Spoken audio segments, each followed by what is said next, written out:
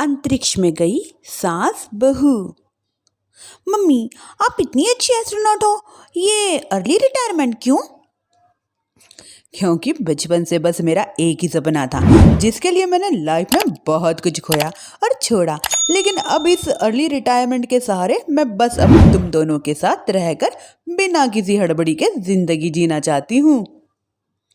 सास की बात सुनकर रोली मुस्कुराकर चली जाती है। उसी शाम ऑफिस से आकर विहान अपनी माँ से कहता है, मम्मी, क्या हमारी स्पेस ऑर्गेनाइजेशन कोई नया स्पेस मिशन प्लान कर रही है? क्या मिशन है, बताओ ना मम्मी। हे भगवान, शरीर इतना बड़ा हो गया है लेकिन दिमाग आज भी बच्चों सा है। घर में आया नहीं कि सवाल शुरू। तो तुम जवाब दो ना माँ। मैं क्या जवाब दूँ, जैसे तुझे मेरे रिटायरमेंट के बारे में कुछ पता ही नहीं है। इतने समय से तूने मुझे ऑफिस जाते हुए देखा क्या? फिर मुझे कैसे पता होगा? जा तेरी पत्नी से पूछ, वो रोज ऑफिस जाती है। माँ की बात सुनकर विहान आवाज लगाकर रोली को भी वही सवाल पूछता है, पर रोली उसका कोई जवाब नहीं देती। और बोलो पत्नी से पूछने के लिए, मैडम जवाब ही नहीं दे रही। सवाल जायज हो तो जवाब मिलेगा ना, तुम्हें अच्छे से पता है।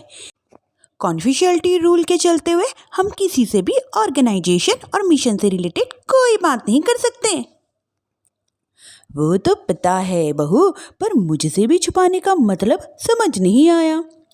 वो मम्मी, रिटायरमेंट एप्लीकेशन के बाद से आपने ऑफिस आना भी बंद कर दिया। सबको लगा कि अब आप इंटरेस्टेड नहीं होगी, इसलिए इन्फॉर्म नहीं किया। क्या तुम भी इस मिशन का हिस्सा हो? मैं ही इस मिशन की लीड साइंटिस्ट हूँ। ये हमारा अब तक का सबसे बड़ा और इम्पोर्टेंट मिशन है। अगर ये सक्सेसफुल हो गया तो दुनिया में हमारे नाम के साथ मेरा प्रमोशन भी पक्का है। रोली की बात सुनकर दोनों माँ बेटी हैरान हो जाते हैं, लेकिन फिर सब साथ मिलकर सेलिब्रेट करते हैं। अब दिन बीतने लगते हैं। रोली स्पेस मिशन के चलते पहले से ज़्यादा बिजी हो जाती है और देर तक ऑफिस में समय बिताने लगती है।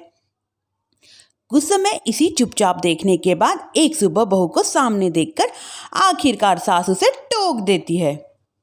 आ रही हो या जा रही हो? भाई, हमें तो तुम्हारी शक्ल देखे मानो सदियां बीत गई। मैडम कब आती है कब जाती है पता ही नहीं चलता। अरे ऐसा कौन सा मिशन है जिसने सुबह रात घर परिवार सब भुला दिया?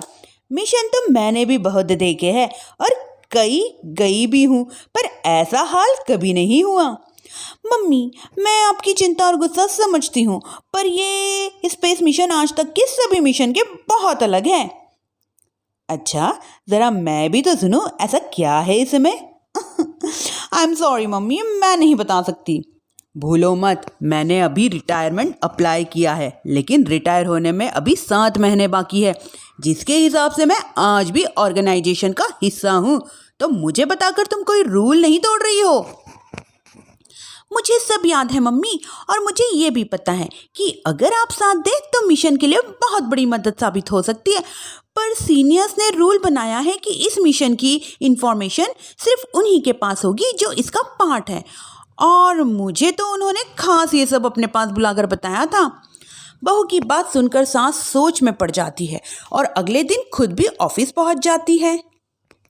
ओहो, क्या बात है मैडम, रिटायरमेंट की एप्लीकेशन के बाद तो आपने दर्शन देने भी बंद कर दिए। अरे सर, अगर ईद का चांद रोज निकला करता तो क्या उसका स्वागत इतने जश्न से होता?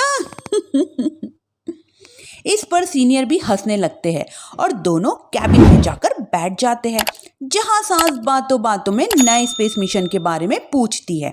वो उन्हें मिशन के बारे में सब कुछ बताकर तुरंत एक इमरजेंसी मीटिंग बुला लेते हैं, जिसमें साइंटिस्ट की टीम और रोली के साथ एस्ट्रोनॉट की भी पूरी टीम होती है।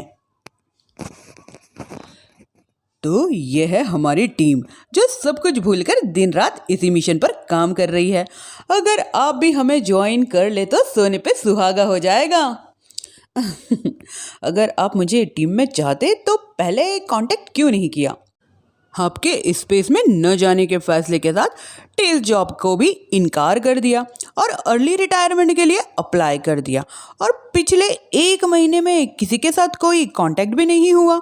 इसलिए हमने सोचा अब आप शायद ब्रेक लेके इन सब से दूर रहना चाहती हो, और इसलिए किसी ने भी आपको परेशान करना सही नहीं समझा। बात तो आपकी सही है, फिर भी एक सुझाव देना चाहूँगी।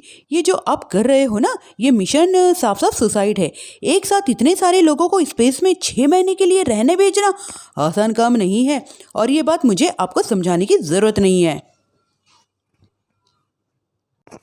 हमने सारे कॉन्सिक्वेंसेस, स्पेस नेचर, मिशन की मुश्किलें सबका पता है, और ऐसा करने वाले हम पहले नहीं हैं, इसलिए ये भी साबित है कि हम काम हो सकता है। आप सिर्फ एक एक्सपेरिमेंट के लिए इतने सारे लोगों की जान और मेहनत को दांव पर लगाना चाहते हो, जिसमें सक्सेस रेट भी मुश्किल से 1% है। बहुत देर तक इन्हीं सब बातों पर बहस चली, और रोली की सास उर्फ ऑर्गेनाइजेशन की सबसे एक्सपीरियंस एस्ट्रोनॉट बहुत देर समझाने के बाद भी जब वो राजी नहीं होती, तो ऑर्गेनाइजेशन के सीनियर को उन्हें घर वापस भेजना पड़ता है। लेकिन उसी के बाद से न चाहते हुए भी सास मिशन के बारे में सोचना बंद नहीं कर पाती। इसी तरह 1 हफ्ता बीत जाता है। माँ, जब घर में बैठकर भी मिशन के बारे में ही सोचना है, तो इससे अच्छा है कि आप वहाँ जाकर इस सोच के जरिए उनकी मदद कर दो। उन्हें ऑफिस में नहीं, स्पेस में जाने के लिए मेरी ज़रूरत है। वो चाहते हैं कि मैं हेड एस्ट्रोनॉट बनकर बाकी सबके साथ स्पेस में जाऊँ। वाह, रिटायरमेंट से पहले आखिरी असाइनमेंट, इससे अच्छा और क्या हो सकता है माँ? आपको हाँ बोल देना चाहिए। उस टीम में एक मेंबर रोली भी है। अगर हम दोनों ही चले जाएंगे तो तुम अकेले कैसे रहोगे? वहाँ से जिंदा वापस आने की कोई गारंटी नहीं है बेटा। अब भी हमें भेजना चाहते हो क्या? जिस दिन से आपको पहली बार स्पेस में जाते हुए देखा है, तभी से ये डर और पॉजिटिविटी दोनों साथ लेकर जीना सीख गया हूँ।